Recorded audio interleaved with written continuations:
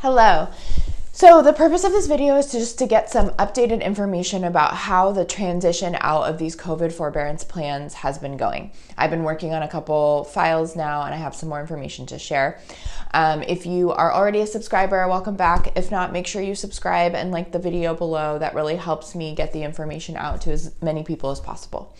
So just to recap, for people who are having problems during COVID, meaning their employment went down, they lost their job, they were unable to make their mortgage payments, many homeowners went on these COVID forbearance plans. So if that's something that you went on, what you've received from your bank, right, is an agreement that you do not have to pay your mortgage payment for a particular amount of time.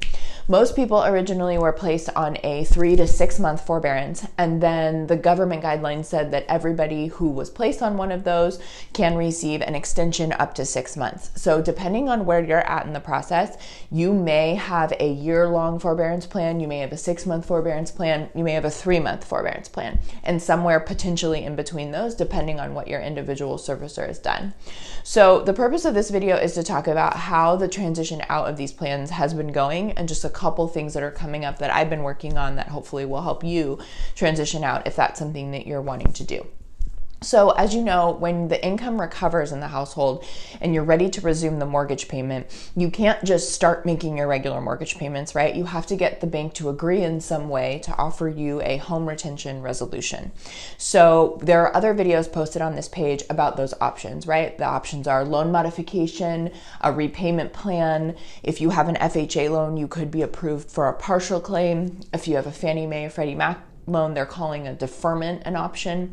If you want more information about those particular options, watch those other videos. This video is around kind of the application process for those and how the negotiation with the lenders is kind of going.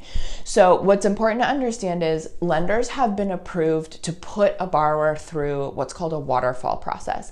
So what that means is even if you know what you want, even if you want a deferment, even if you want a partial claim, both a partial claim and a deferment are kind of taking the amount of money that you missed, putting it onto the end of the loan, and then allowing you to just resume making payments. So even if that's what you want, the way it's being applied by the lenders is not as easy as you just telling the bank, this is what I want. Okay, so I'm working on two right now, one with Flagstar and one with PHH, formerly Ocwen, and both of those lenders are requiring that the homeowners go through a waterfall process. And so what that means is when you apply for these options, when you tell the bank you're ready to transition off of your COVID plan, the bank is allowed to put you through a waterfall that starts with options that are most beneficial to them. So in my experience, I had a homeowner, we told the bank they wanted a standard loan modification. That was the option that they wanted. And then they ended up getting approved for a repayment plan. Basically, the Flagstar completely disregarded what we requested, put them on a very high repayment plan that was almost double the mortgage payments to try and pay down those arrears. They obviously couldn't afford it. Now we have been able to transition into loan modification review. But what's important to understand is just because you want one of these options doesn't mean that the bank is going to get it to you. And so you need to be prepared to be put through this waterfall process where you might be approved for something that might be completely unaffordable for you. So if you get approved, if you go through this waterfall and you get approved for an unaffordable repayment plan, it is very important that you understand that this is not the final thing that they can offer you. They can move you to the next tier in the waterfall, but you need to make it explicitly clear that it's not affordable for you and you need to be able to tell the bank what you want. And so what they're asking for at this point, and this could change, I'll try to keep these updated, but what the banks are asking for is either an opt-out letter or a formal appeal form. So let's say you're in a situation where you get approved for a high repayment plan as part of your transition out, and you don't want that, you can't make those payments. You're going to have to draft a letter, put in writing, and tell the bank, this is not affordable for me. Please transition me to the next phase in the waterfall, and then you want to tell the bank what you want. I want a partial claim, or I want a deferment, or I want a loan modification review. You put that in writing and you need to send that back as soon as you receive your approval decision on the other loan. And then this is where the regulations are still so new and things are kind of so difficult. Then you need to be calling your lender every single day and asking them what they're doing and continuing to push for them to put you into the review that you need. So at this point, I'm not seeing it as easy as you just telling the bank, I want a partial claim, I want a deferment. A lot of banks are requiring that you actually submit a full loss mitigation form. So there's been a lot of debate going around whether you have to present your financial information or not to get one of these plans. The 2 to 4 banks that I've been talking to about these, they want a full package. And so a full package means a full loss mitigation package, which means an application and financials. It's not clear whether the financials are used to qualify you or not, but it is being used to essentially get these packages deemed complete. So you should be prepared to submit a financial package. You should be prepared to submit an application.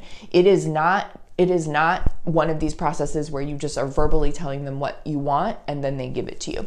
If you fill out an application, if you get your package together, I highly recommend that on the front of the package, you make explicitly clear, big letters, bold font, what you're after. If you're after a partial claim, if you're after a deferment, if you're after a loan modification, try and put in writing at the very beginning of the process what you want. There is a chance that that will help transition it to that review first. Maybe some lenders will pull you out of this waterfall process.